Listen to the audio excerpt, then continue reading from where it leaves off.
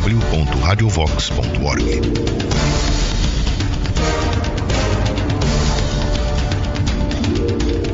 Nova Ordem Mundial, com Alexandre Costa.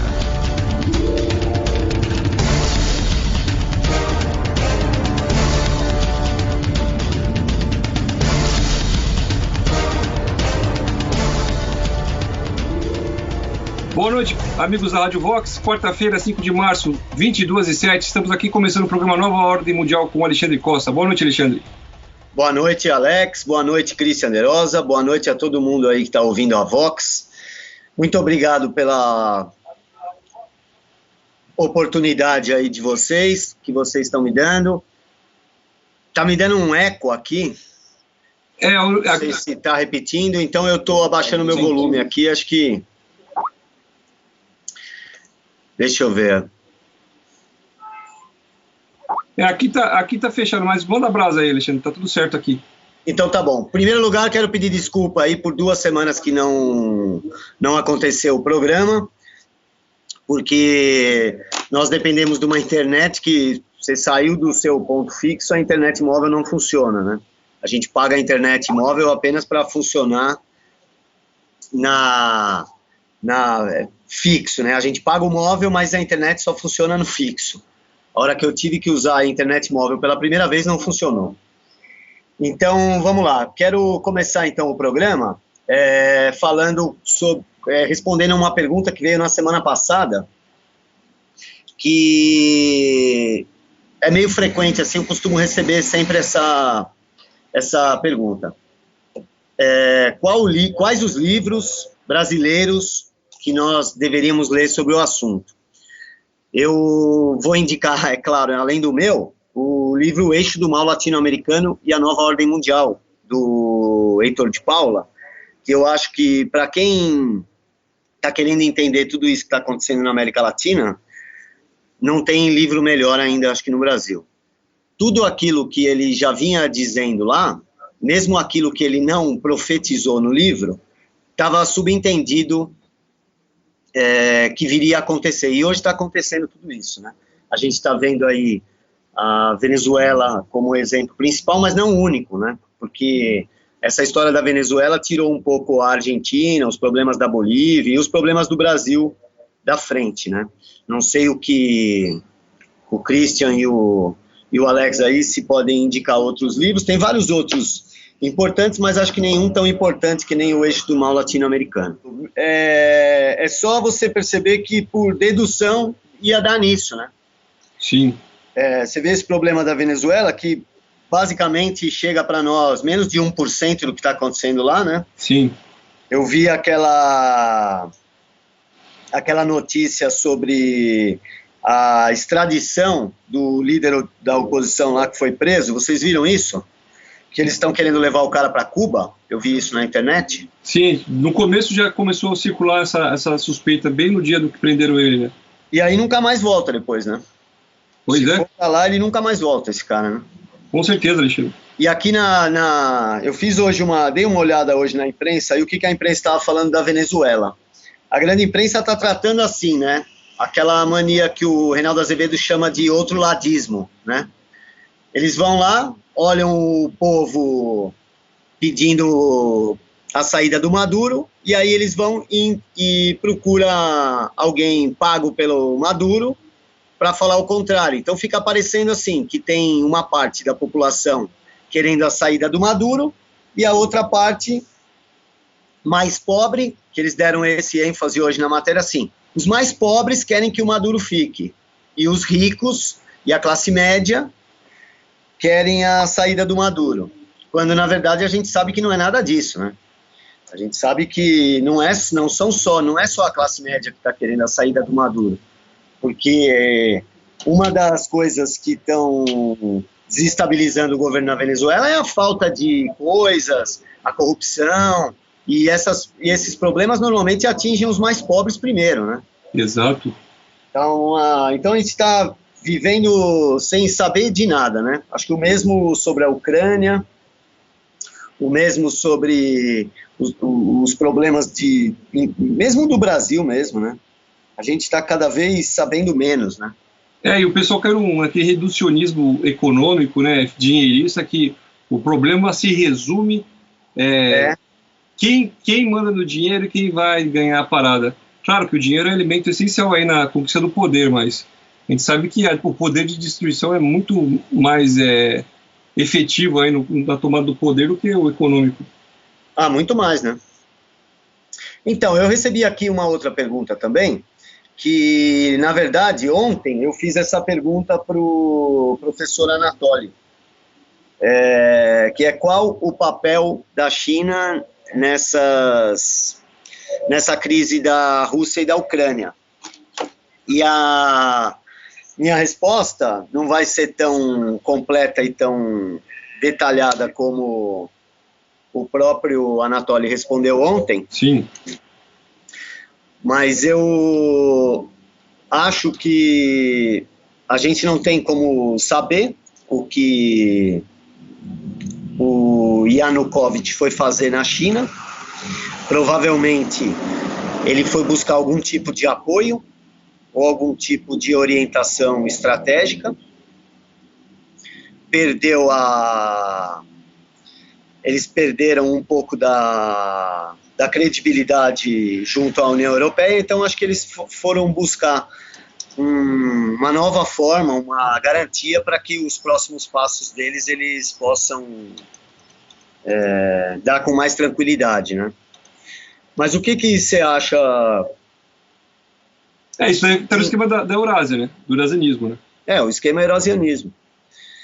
O eurasianista que está aí, o próprio Dugin tinha prometido se os Estados Unidos atacassem a Síria nesse conflito aí no começo do ano, ele falou que a Rússia ia entrar numa guerra mundial com os Estados Unidos, porque depois a próxima vítima depois da Síria, segundo Dugin, o Alexander Dugin, o teórico da teoria do eurasianismo, que é um dos conselheiros lá do Vladimir Putin, presidente da Rússia, ele falou, olha, o próximo passo é o Irã. Depois do Irã é a própria Rússia. Imagine só agora na Ucrânia, no caso da Ucrânia, né? Então, a China está apontando os foguetes, aí, os mísseis ICBMs aí, em direção ao arquipélago de Guam, lá no Pacífico, saiu no Drudge Report, está noticiando aqui na rádio direto. Então, está tudo esquematizado ali para poder implementar 2015, como disse o Putin, o novo império russo, aí, o novo império eurasiano, né? Então, eu tenho a impressão... Tem uma ligação, quer atender? Opa, então vamos lá. Boa noite, quem fala de onde? Se puder desligar o retorno aí. Alô? Opa, pode desligar o seu som aí? Desliga sim. Beleza. Opa, boa noite, quem fala de onde? Eu sou o Gustavo, sou de Cruzeiro, São Paulo. Tudo certo, Gustavo? Cruzeiro, tudo certo? Beleza. A respeito desse caso aí da Ucrânia, eu estava vendo hoje aqui pela Fox, um analista político falando que não é tão sério esse caso da Ucrânia. Não é tão sério? Não, que o caso das Ilhas Senkaku foi muito mais sério e não teve a mesma repercussão que teve da Ucrânia. E por que ele acha que esse teve repercussão e o outro não? Ele não chega a comentar o porquê, mas ele comentou o seguinte: a Ucrânia, o Ocidente não tem tanta relação com a Ucrânia. Então, esse é um caso não muito grave. Agora, no caso das Ilhas Senkaku, você tem a China ameaçando o Japão e a Coreia.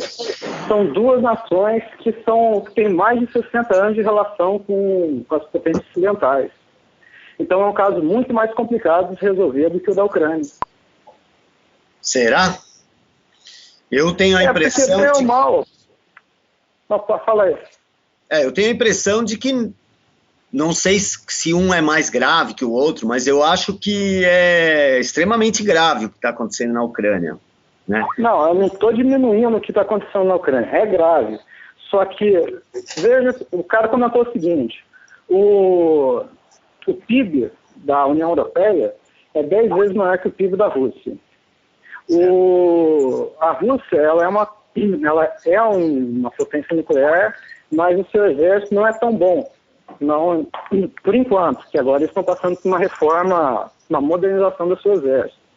Agora, no caso da China, é muito mais complicado, porque se trata de uma nação mais rica e que ela sim teria capacidade de deixar os Estados Unidos de joelho.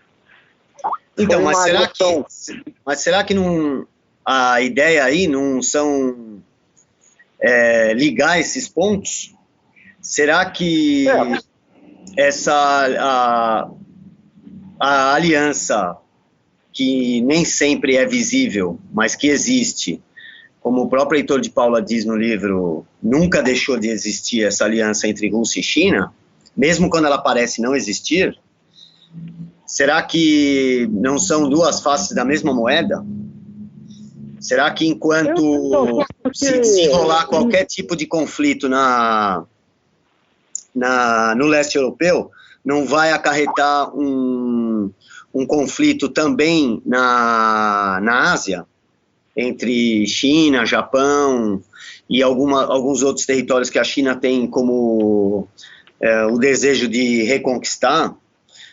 Não sei.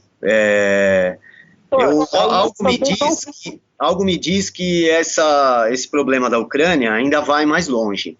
Hoje o Olavo de Carvalho escreveu no Facebook dele, que ele pôs assim, ó: o Vladimir Putin não vai fazer guerra nenhuma antes de derrubar o dólar. A guerra econômica é que vai esquentar nos próximos meses. Então, talvez... Foi uma notícia pela Associated Press que comentava isso, que caso os Estados Unidos chegasse a fazer uma guerra comercial, o Putin ameaçou a abandonar o dólar como moeda, ia passar a criar um mercado paralelo, que aí, no caso, iria uma tentativa de enfraquecer. Essa ideia da substituição, a ideia da substituição do dólar nas negociações internacionais que envolvem a China já vem sendo discutida há vários anos, né? Inclusive com o Brasil, né? Abandonar o dólar como a moeda de negociação.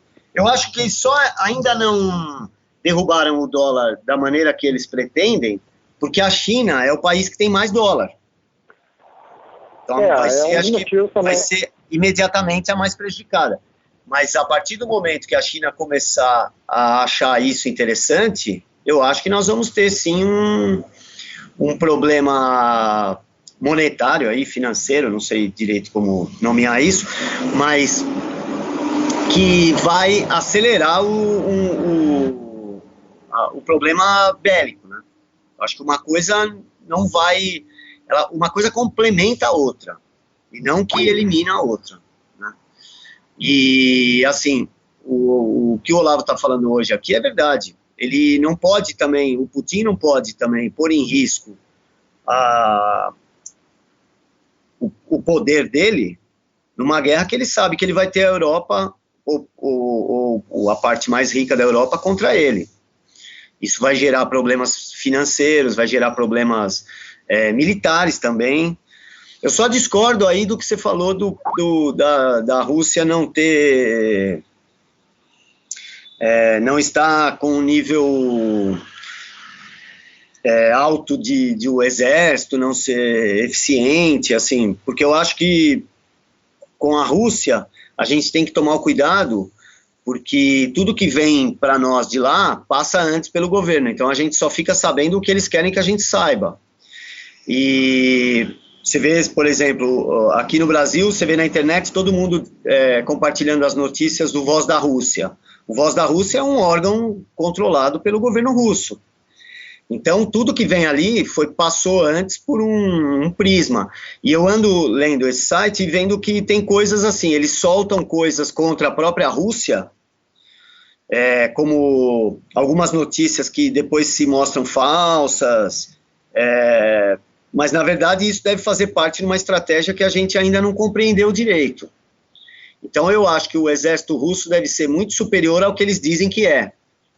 Com todos esses anos, um país que o Putin controla com mão de ferro, e todos esses anos, sem ninguém saber o que eles estão comprando, o que eles estão produzindo, não sei, assim, e a gente sabe que fabricar arma eles sabem, né? Eles são bons nisso, né?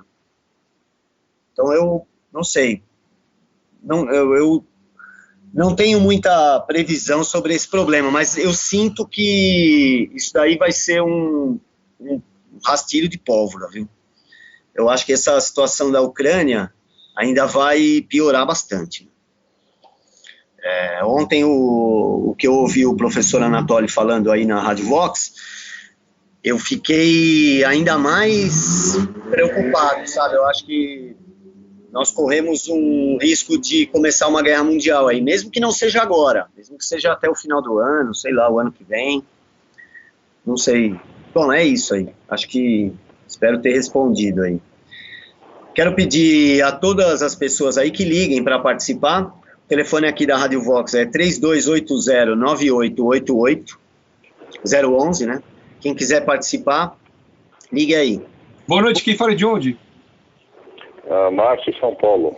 Oi, Márcio, tudo certo? Faça a pergunta. Márcio, boa noite. Comentário. Bem, boa noite. Eu estive ouvindo a discussão de vocês sobre a importância aí da Ucrânia e das ilhas Seikako, né, que o outro ouvinte também mencionou. Eu acho que a questão é a questão de timing, né? Parece que, a princípio, a questão da Ucrânia são os gasodutos, né, que abastecem tanto a Rússia quanto a Europa. Então, pelo que eu tô lendo nas entrelinhas, o Putin está fazendo um jogo econômico com a Europa, né? Vocês aceitam o abastecimento em dólar ou vocês querem que ou vocês paguem em euro com a moeda de vocês, né? Sei, parece que nas entrelinhas tá mais ou menos esse jogo, né? Tá tentando enfraquecer a posição americana. O que vocês acham disso? Eu acho que ele, politicamente, ele se mostra muito, assim, infinitamente mais esperto que o Obama, né? Ou que o Obama finge que é bobo também. Também não descarto essa hipótese.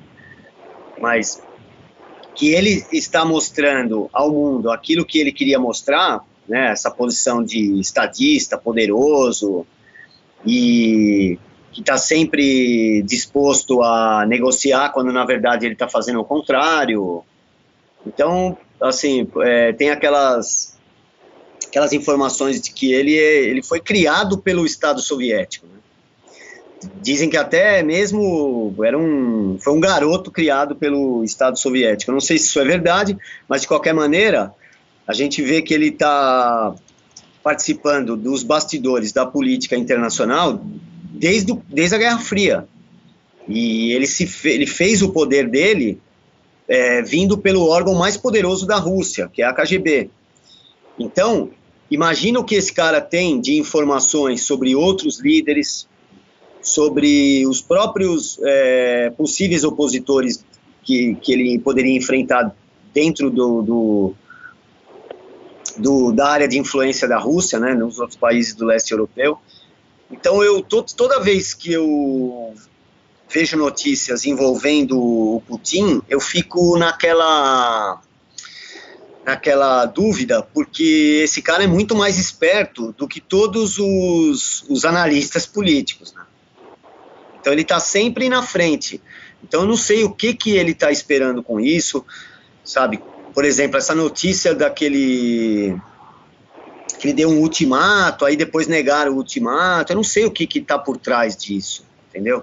E aí ontem, sabendo dessa viagem do Yanukovych para a China, que foi para Pequim, sem ninguém saber, do próprio governo dele, será que isso não era já algo que estava combinado antes? Não sei.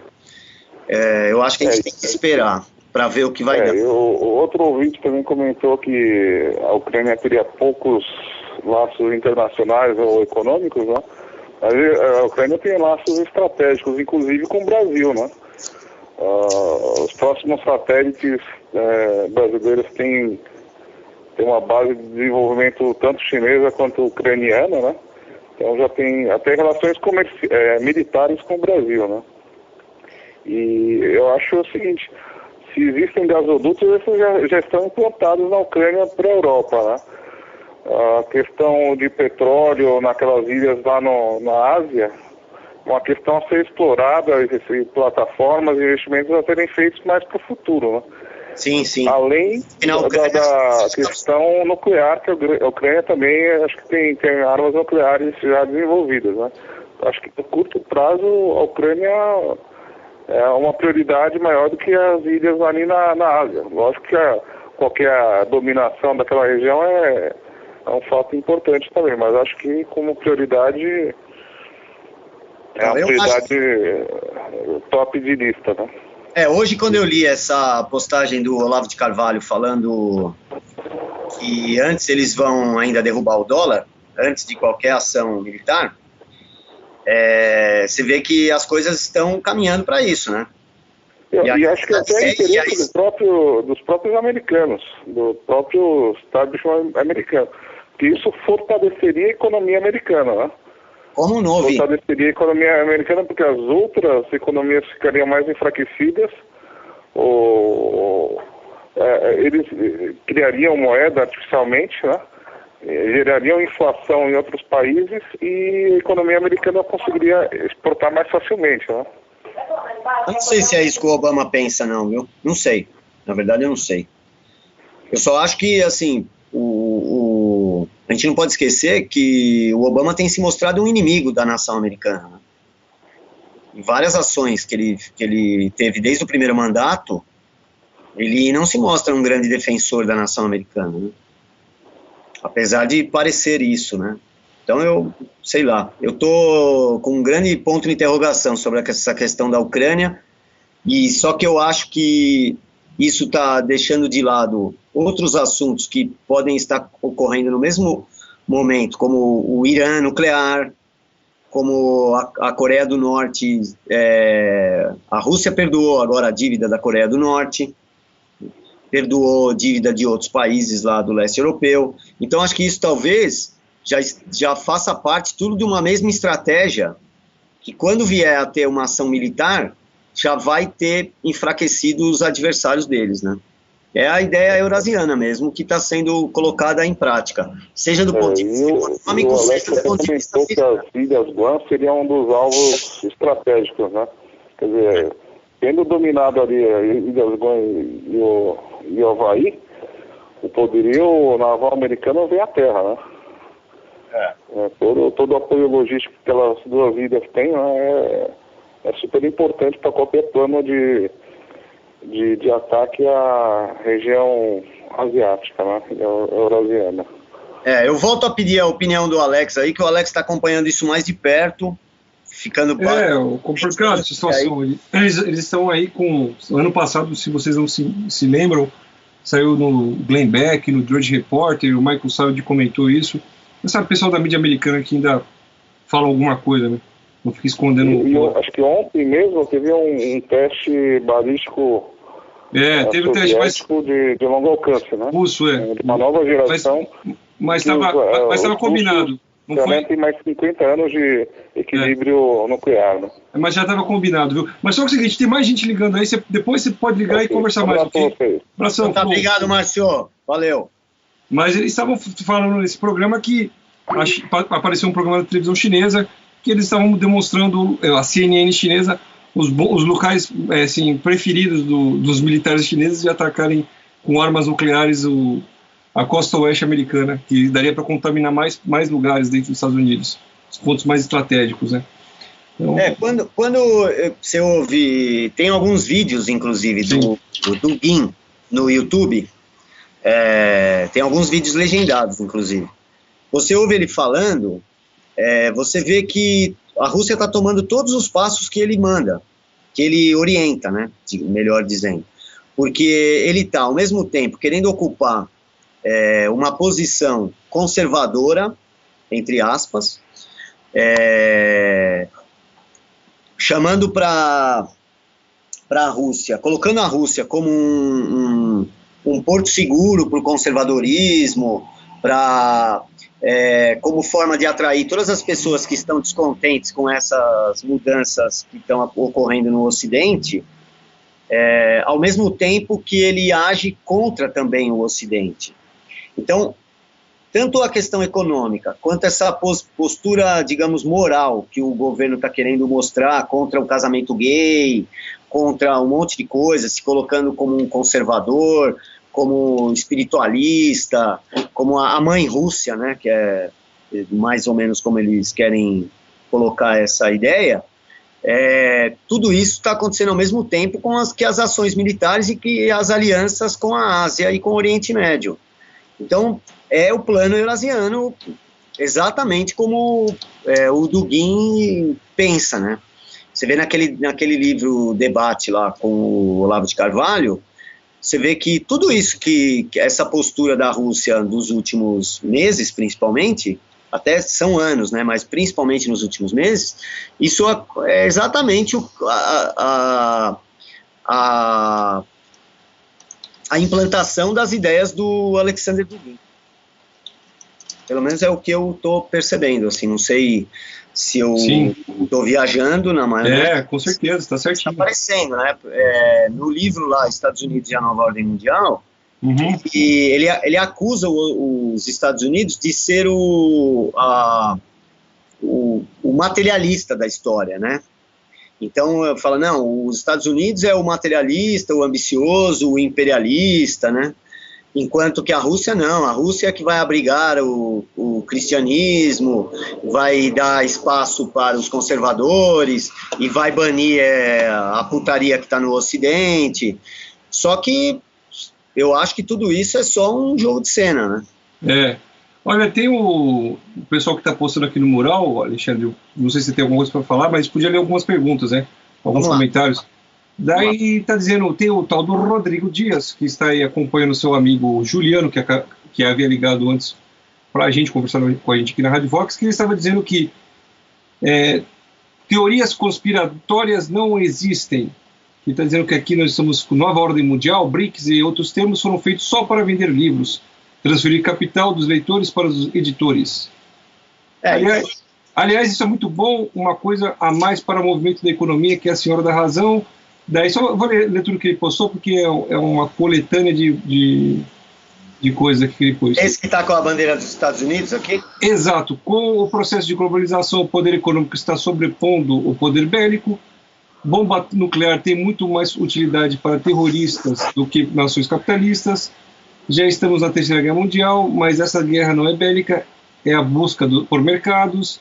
E tem mais umas pérolas aqui embaixo. Glenn Beck, lixo, kkkk, apoia Sarah Palin, estão de piada, Sean Hannity, Lou Dobbs, Ru Limbaugh, acho que é Rush Limbaugh. O cara tem que estar muito bêbado para escutar isso. É aquela velha história, né? A primeira coisa de quem está por fora do assunto é acusar o outro de teórico da conspiração, né? E dar risada. Eu até fiz um pequeno capítulo no meu livro sobre isso, né, que é a primeira coisa, né, que eles fazem. Não, isso é teoria da conspiração, quando você vê que está acontecendo exatamente tudo aquilo que a gente conspirou, né. Então, já que é para vender livro, aproveita e compra o meu. E aí você refere, né, já que web.org. Que tudo isso é para vender livro, então aproveita e compra o meu livro e ele vai ver que tem lá o que eu penso sobre essas acusações de teoria da conspiração, que para mim é um rótulo, que é um carimbo em quem não está entendendo nada do que está acontecendo, e não admite, né, uma arrogância de não querer se dar o trabalho de entender, nem de pensar, e aí falar, não acredito em nada, que é teoria da conspiração, né. Inclusive o amigo, não sei se é amigo dele ou colega dele, estava comentando aqui, o Juliano, de Curitiba. Pode ser o mesmo, viu? Pode ser o mesmo, mas eu acredito que não, o Juliano ligou, falou com a gente. Ele falou que o Mises está ultrapassado, está desatualizado. Quer dizer, poxa, se o Mises está desatualizado, imagine ele, né? E essa história de que as coisas têm que ser atualizadas, meu. Quem escreveu algo certo há 400 anos, a coisa continua certa. Meu. Pois é, cara, Jesus Cristo, então... É o mesmo tipo de crítica que o cara que chama alguém de teórico da conspiração também acha que, assim, que as ideias de hoje têm que ser geradas hoje. É uma grande bobagem. Pois é. Que na política internacional, as ideias acontecem décadas depois de que alguém a pensou, às vezes séculos, né? E falar que o Mises hoje está desatualizado é porque o cara não entende nada de economia. Eu não entendo nada de economia, mas ele, então, entende muito menos. Né? Pois é. Tem uma ligação. Boa noite, quem fala é de onde? Boa noite, meu nome é Gabriel, falo do Rio de Janeiro. Oi, Gabriel, diga. É da Rádio Vox, não é isso? Estamos ao vivo, exatamente. Faça a pergunta. Não, ao vivo, está atrasado aqui. Então, eu queria fazer uma pergunta, perguntar o que os globalistas estão interessados aí em fomentar a questão da Ucrânia e saber se tem alguma relação nessa mania de politicamente correto e esse liberador gaysista e tudo mais, se o Putin, de certa maneira, na Rússia, influencia a população contra os Estados Unidos, atacando justamente esse ponto. Olha como eles são, como é ruim esse modernismo, esse politicamente correto, e para influenciar a própria população nessa guerra que o Dugin quer contra os Estados Unidos. Ok, obrigado, Gabriel. Abraço. Obrigado, Gabriel. É aquilo que eu falei, eu acho que essa postura que a Rússia vem tomando de ser contra o materialismo ocidental, contra o politicamente correto, contra a revolução cultural que vem acontecendo no Ocidente, é uma postura estratégica que não só para gerar informação para dentro do povo deles, mas para a Europa principalmente, né? E para criar uma espécie de imagem de que a Rússia é diferente, está mais preocupada com questões humanas e blá blá blá. É aquilo que o Dugin escreve mesmo, é aquilo que ele fala. O Ocidente, né, personalizado pelos Estados Unidos, que ele chama de o Grupo Atlântico, né, que ele gosta de usar essa expressão, né, o norte rico do mundo, pretende expandir seu império imoral, seu império politicamente correto pelo mundo, tudo. Em outras palavras, é aquilo que alguns líderes radicais do islamismo chamam de a prostituta da América, é a mesma coisa, só com outras palavras.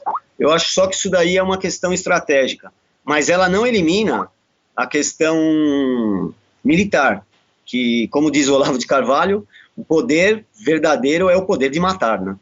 É o poder da arma. A arma sempre vai ser superior a qualquer outra estratégia política. Eu só acho que eles não vão entrar numa guerra contra o Ocidente sem antes estarem com algumas outras coisas mais estabilizadas, principalmente a questão econômica, né? Bom, é o que eu penso aí. Eu acho que eu penso mais ou menos como o Gabriel falou mesmo. Ok. Tem mais uma ligação, vamos atender. Boa noite, quem fala de onde? Boa noite, aqui quem está falando é Cássio de Campinas. Cássio, pode desligar o retorno aí, por favor? Já desliguei. Ah, legal. Diga.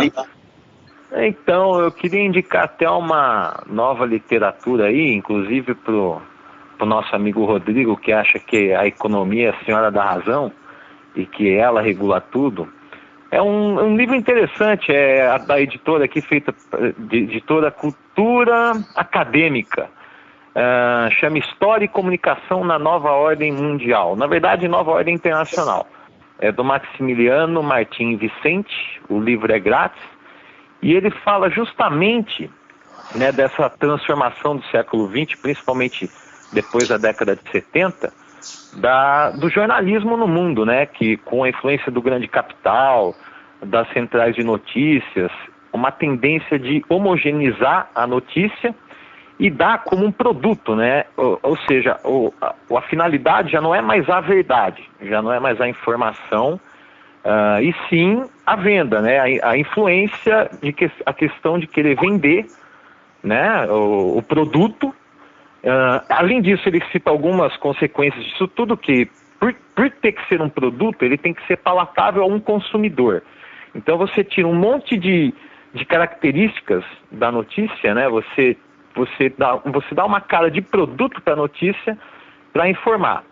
E ele cita também, né, no caso do livro, ele cita as compras do grande capital em cima, né, dos jornais, dos grupos de mídia. Por exemplo, a Lockheed, que compra a empresa General Dynamics, né, que faz armas. Sim. E que tudo isso depois, como isso influenciaria uma notícia, por exemplo, sobre uma guerra, um conflito internacional. Quando você tem contratos de aviões, etc., e você tem que dar uma notícia sobre guerra, qual é o verdadeiro perfil.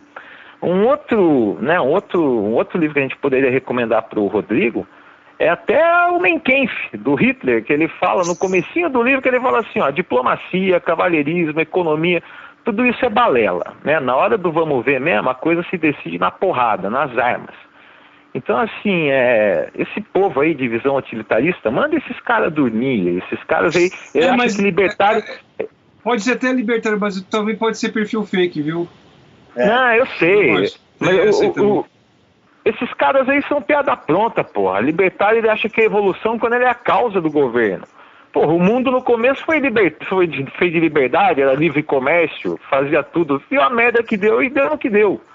Então é isso, ó, receitar essa literatura aí pro povo. Fala de novo o nome do livro aí. Oi? Fala de novo o nome do livro aí para gravar. É História e Comunicação na Nova Ordem Internacional. O livro tem meio um viés esquerdista. O cara que deu para que eu li, né? Deu para entender que ele é meio esquerdista, mas ele aborda uns temas interessantes. É legal o pessoal ler para ver aí um lado que até eu mesmo não conhecia, né? Mas é interessante. Eu concordo totalmente com você. Também acho que pensar que é só a economia que vai gerar, que rege a história do mundo é uma inocência, né? Porque a gente vê, a história mostra exatamente o contrário, né? O que me fez lembrar uma frase do Sumner Redstone, que é o dono do grupo CBS. Ele falou, se eu não me engano, em 2004, assim, ó, esqueçam o que vocês conhecem da imprensa. A imprensa não existe mais como era antes. A imprensa hoje não tem mais a obrigação de noticiar, mas sim de contar um lado da história, né? Exato. E hoje, se você... aconteceu a grande fusão das empresas, compras, e principalmente em 2003 foi o ano que aconteceram as maiores fusões na área de comunicação, né? Para citar um exemplo, antes da Segunda Guerra Mundial, existiam cerca de 500 grupos de comunicação nos Estados Unidos, com poder de voz. Depois do pós-guerra, na fase do pós-guerra, nas primeiras décadas, isso passaram a ser 50 grupos. Hoje nós temos 6 grupos. Eu tinha visto 5 ou 6, é isso mesmo. Se você juntar o CBS, o Warner, que dizem inclusive que estão ligados, Disney, aquele grupo... Time, né? O grupo Time Life. Se você... e o grupo News lá, que é do Murdoch, né, são esses 6 grupos... Nada foge disso, porque são 4 grandes agências de notícias, né, Associated Press, France Press, Reuters e BBC. Todas elas são controladas por membros do Clube Bilderberg, todas elas. Então, você vê que todas as outras empresas pequenas de mídia, de uma forma ou de outra, ou são ligadas por ações, ou compram informações dessas mesmas agências. Exato, então, tudo se alimenta desse centro de notícia. 6 grupos, então tudo que a gente recebe no Brasil vem ou da BBC, ou da Reuters, ou da Associated Press, né? Alguma coisa vem de vez em quando da France Press, mas em geral são essas 3 principais. Então você imagina, como você disse, a Lockheed Martin, maior fabricante de arma do mundo, faz parte do fundo Carlyle, que controla a maior parte desses grupos de comunicação. Então, um fundo de investimento controla os 6 grandes grupos de comunicação mundial. Então, imagina como as notícias devem ser manipuladas até chegar na gente, né? Exato. O que nos salva é a internet. E é por isso que todos os tiranetes aí do mundo, inclusive os brasileiros... querem acabar com ela. Querem acabar com essa liberdade na internet. Se não tivesse a internet, nós não saberíamos nada além do que fala a Folha de São Paulo e a Globo e parceiros deles aí, né? Mas é. Ó, eu coloquei aí o link do livro, é um livro grátis, é da Unesp, eu coloquei aí, quem quiser ler. Maravilha, muito obrigado, viu, Márcio? Obrigado. Falou, cara. Fique com Deus aí. Falou, um abraço, igualmente. Então, o que eu acho que ele falou aí é a mais pura verdade, meu. A gente ficar acreditando que a economia vai... A economia é um artifício para o poder e não ao contrário. É um elemento, né, da sociedade. É um elemento, é uma ferramenta que eles usam. Mas, na verdade, desde que o próprio Mises falava isso, né?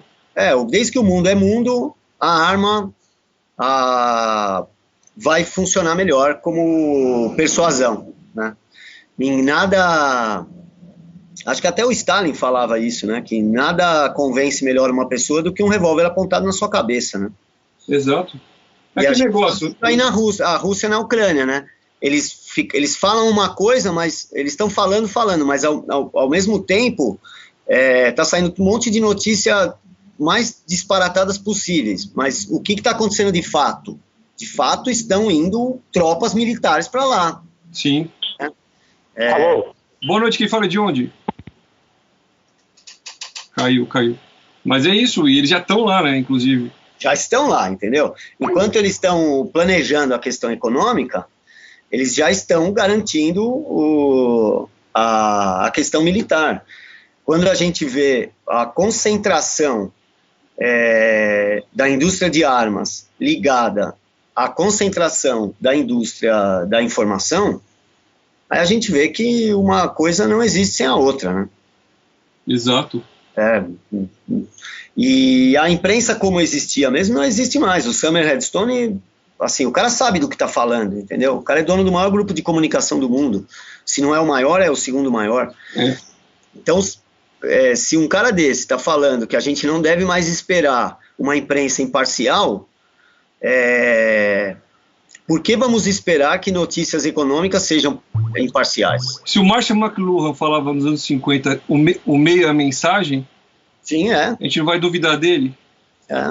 Seria meio insensato, né? Por quê? Daí você pergunta pro cara, porque eu acho. Então o seu achismo não vai resolver nada, né?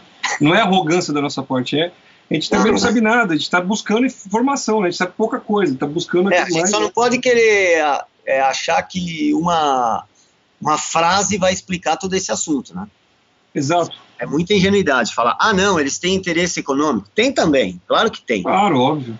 Mas o interesse econômico pode vir depois disso, entendeu? A gente sabe que a Ucrânia tem uma série de recursos, tem uma série de questões estratégicas do ponto de vista financeiro que virão depois de uma ação militar, né? Ao controlar a Ucrânia, vai se controlar os recursos. Então, a economia, nesse caso aí, vem depois de uma ação militar, né? O interesse econômico vai vir depois, né? Não, além do que, nós, assim, depois desse programa, a gente vai continuar o boletim da Rádio Vox, e começou mais cedo, no período da tarde para a noite, estava lendo o texto, e vai continuar lendo esse texto do Jeffrey Nyquist, que é um pesquisador muito sério lá dos Estados Unidos, dessa parte geopolítica. Ele escreveu Economia e Guerra. Depois que puder leia lá no Mídia Sem Máscara. Ele está comentando justamente isso, né, que a própria guerra é um meio de gerar dinheiro para esse pessoal, porque os países, por exemplo, a Rússia é um país, ou China, qualquer um desses países que vivem sob ditadura socialista, a população já não tem muita coisa, né, é só uma pequena elite. E sim, na China mesmo os caras comem ratazana frita, escorpião frito, pega e faz óleo de esgoto para fazer fritura. A população vive uma condição assim, abaixo da média do normal, condição subhumana. E eles gastam todo o dinheiro do país para poder produzir equipamento militar, armas. E o próprio Mises falava, né, tem essa frase que o Jeff Nyquist lembra lá nesse texto, seria tolice negar que o incentivo do lucro produz melhores armas. Eles sabem que isso daí vai gerar dinheiro para aquela elite, né, e vai movimentar essa economia que é totalitária, na verdade, não é uma... E o pessoal que está acostumado no Ocidente com uma boa vida, com um bom padrão de vida, alimento farto no supermercado, você vai lá, enche o carrinho, tem o dinheiro na conta bonitinho lá, passa o cartão, você leva a comida para casa, não está preparado para essas condições de dificuldades aí que esses países estão acostumados, esses povos estão acostumados, né? Para suprir a guerra. Você vê a diferença, por exemplo, a dificuldade que um presidente americano tem para aumentar verba militar. Ele tem que passar por Congresso, tem uma série de... Aí a imprensa reclama, o povo reclama, tudo. Num país, numa ditadura, isso não acontece. Você vê a miséria, que tá tendo até canibalismo na Coreia do Norte, enquanto isso o cara tá fazendo arma, meu. Exato. Morrendo de fome e fazendo arma. Na União Soviética não foi assim. Com a própria Ucrânia, o Stalin não provocou pelo menos 8, 9 milhões de mortes lá de fome em um ano, né? Se não me engano, foi de 33 para 34. É o Holodomor, né? Ele provocou uma fome desgraçada que matou 8 milhões de pessoas. Ele tirava os grãos daquela região para vender para outros países para poder pegar o dinheiro e fabricar a arma.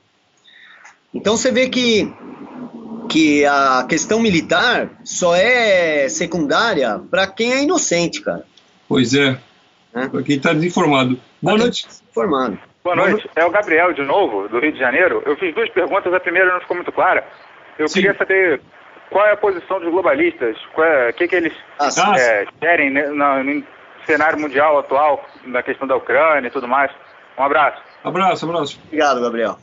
Então, quando vem essa pergunta, eu sempre lembro a frase do David Rockefeller, né? Do caos emergirá a nova ordem mundial.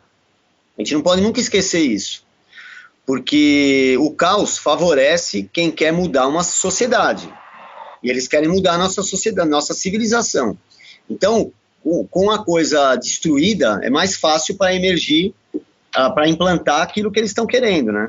Você vê como a miséria não é uma causadora de derrubada de ditadura, né? Senão o Fidel não estaria lá onde está. E nem o japonês, o coreano doido lá, também não estaria lá. Os países deles estão numa miséria desgraçada e mesmo assim eles se fortalecem. Então, eu acredito que para os globalistas eles têm um interesse, primeiro, tem um interesse financeiro, não podemos esquecer. Por quê? Porque eles controlam a indústria de arma. Eu fico imaginando quanto que se gasta de arma. Só numa crise como essa, imagina a escalada de armas que deve ter ocorrido nos últimos meses, né? Como ocorreu com o Irã, como ocorreu quando teve a Líbia. Então, eles já têm interesse em vender arma, primeiro ponto. Segundo ponto, os banqueiros têm interesse em emprestar dinheiro para os países que estão em guerra, né?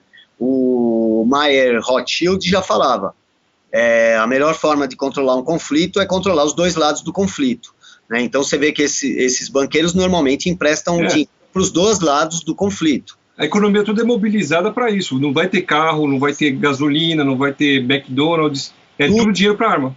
Então, aí você vê, eles têm esses dois interesses, né? Vender arma e emprestar dinheiro. E o terceiro, que é um interesse talvez até superior aos 2 primeiros, é o interesse estratégico, que é, nesse caso, por exemplo, é muito mais fácil você implantar um governo que esteja de acordo com os seus interesses globalistas quando aquele país estiver destruído, né? Você vê o que vem acontecendo aí nos últimos anos, né? Todo o país que é destruído em uma guerra, ele acaba virando refém, tanto por dívidas quanto por imposições políticas. Eles colocam pessoas que eles são agradáveis a essa implantação da nova ordem mundial. Sim. A nova ordem mundial não é uma coisa só econômica, ela é principalmente política. E política se faz com dinheiro e com armas, né? O Dr. Milton Pires de Porto Alegre, um abraço do Dr. Milton Pires, do Inglorious Doctors, está lutando aí junto com a Gracita Salgueiro e entre outros aí, contra a invasão desses agentes cubanos travestidos de médicos, está lá.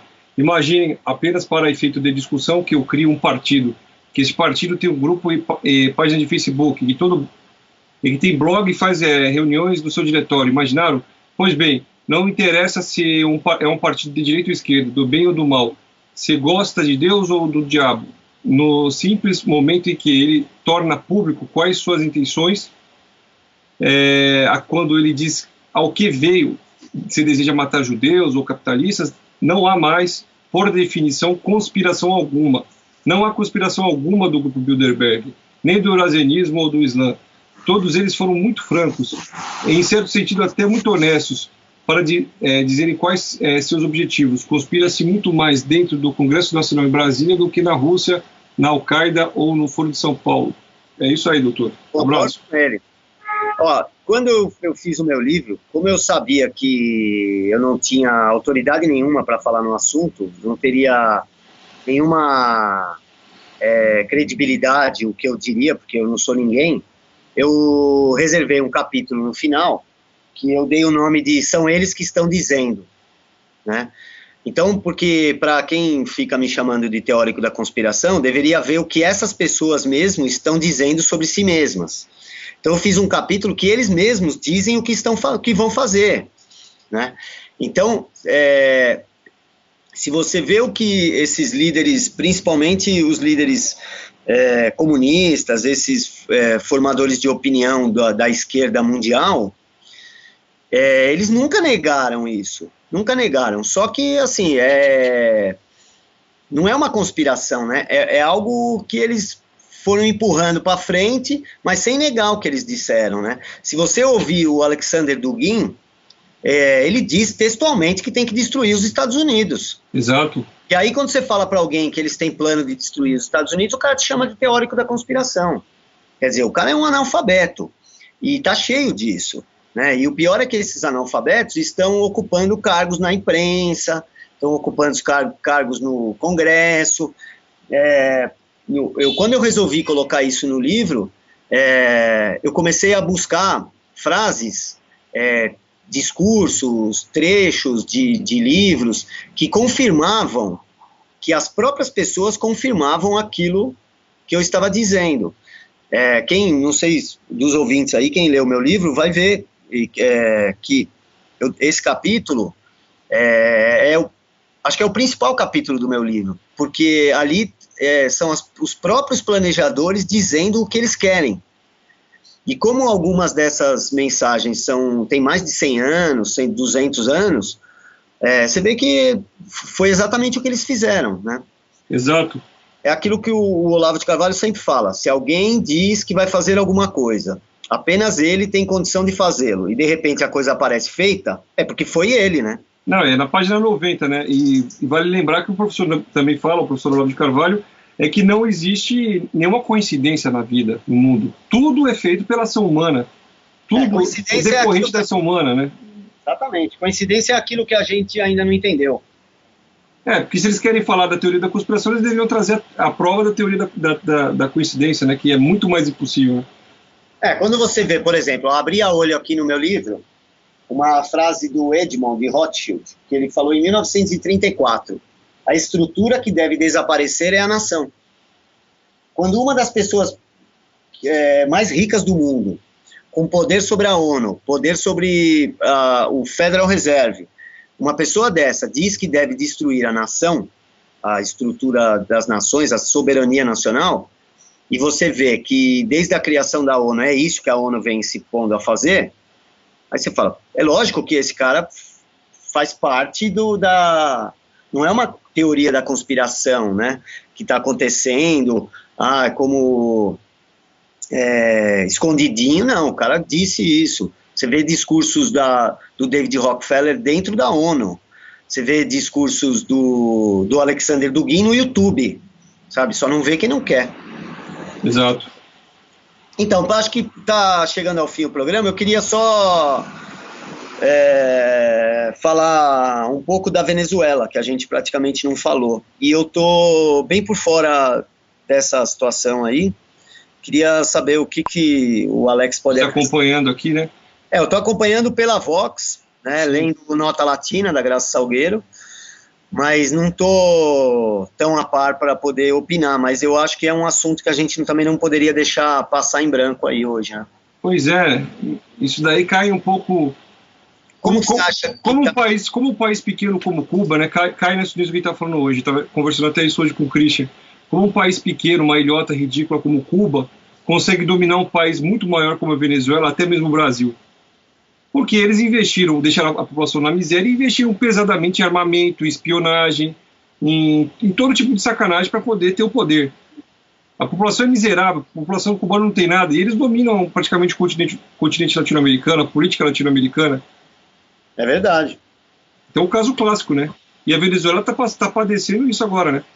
Um país rico, cheio de petróleo, tudo para dar certo, caiu na mão de meia dúzia de malucos, principalmente o Hugo Chávez, né, e agora o Maduro, e está padecendo essa situação que parece estar bem difícil de ser resolvida, porque a população está desarmada, os cubanos lá que são minoria, e os caras ligados ao poder, ao governo, também são minoria, estão armados até os dentes, tem armamento russo para, acho que daqui uns 3, 4 anos, ficar dando tiro todo dia na cabeça de todo mundo lá. Então vai ser complicado mudar a situação assim, eles desarmados, a maioria da população, e esses caras armados até os dentes, né? Então isso mostra que a questão econômica vem depois, né, dessa questão estratégica. Né? O país está numa meleca, não tem papel higiênico, não tem comida, não tem dinheiro, mas eles estão armados, eles têm o dinheiro guardado, claro, para poder manter a coisa toda funcionando, rouba da população para poder manter esse sistema ditatorial, e o povo que vai sofrendo até uma hora que ele fica tão fraco que a espinha dele é quebrada e não tem como mais levantar e reagir, como em Cuba, né? As pessoas já aderiram lá involuntariamente. O que você acha que vai dar nessa questão aí? Será que o Maduro cai, não cai? Cara, eu não sei, viu, velho? Tomara que, como disse o Vargas Llosa, né, da Comissão Trilateral, e tomara que ele caia, porque se ele não cair, o destino da América Latina está selado, viu? Porque você viu aquela notícia do Nota Latina, do Anonymous? Sim. Então, o que você acha daquilo? Que pode ser. Matar o... Mas não vai ser uma mudança só estética, né, não estrutural, né? Então, e o apoio da Rússia nisso tudo? Bem, a Rússia manda em Cuba manda na Venezuela, né? Então... porque a Rússia parece até que mandou já um navio lá para aquele porto que nós pagamos, né? Mariel. Parece que a Rússia já tem um... Aqui no porto militar, né? Navio lá, né? Já mandou um navio para lá, né, de guerra. Sim. E tem ideia de montar uma base na Venezuela, né? Isso é oficial, né? Eles aprovaram até no Congresso russo, parece. Pois é, e como disse o Edson Camargo, que dorme de sem máscara agora, na Venezuela é difícil cederem a essa altura do campeonato, né? Vai ser muito difícil tirar eles ali. Eles não contam com nenhuma ajuda externa. Os Estados Unidos não querem nem saber. Nós temos o Obama lá, né? O Obama não tá nem aí nem com a Ucrânia, quanto mais com a Venezuela. Ele não tá nem aí nem com Chicago. Tá nem com Washington, né? Nem com Chicago, que é a terra dele, né? Pois é. Nós estamos... Acho que nunca o mundo teve tanto picareta no poder, né? Cleptocracia, como diz o Glenn Beck, né? Cleptocracia. E eu acho até que é pior que a cleptocracia. Eu acho que é Eles deixaram chegar o mundo inteiro, né? É meio estranho isso. O mundo inteiro só tem picareta, meu, né?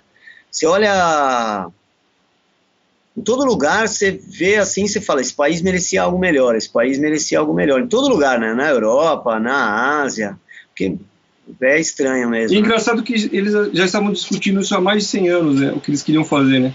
E está acontecendo. E você falar que isso é coincidência, olha, é muita pretensão, né? Burrice mesmo, eu acho. Pois é, burrice mesmo. Bom, então acho que é isso. No começo do programa eu estava meio perdido porque eu estava ouvindo 2 vezes, então não sabia o que eu estava falando, o que não estava.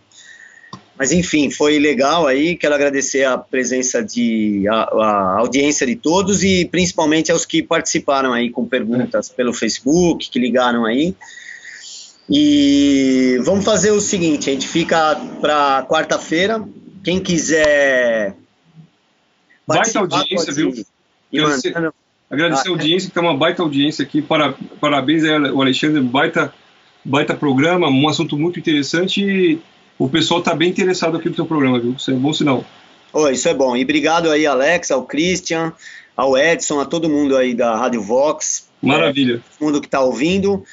E na quarta-feira, para quarta-feira, quem quiser participar, vai mandando perguntas, seja pelo Facebook, seja pelo e-mail.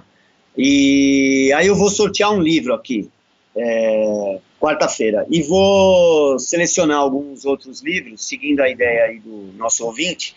Vou selecionar alguns outros livros para indicar para o povo aí. www.radiovox.org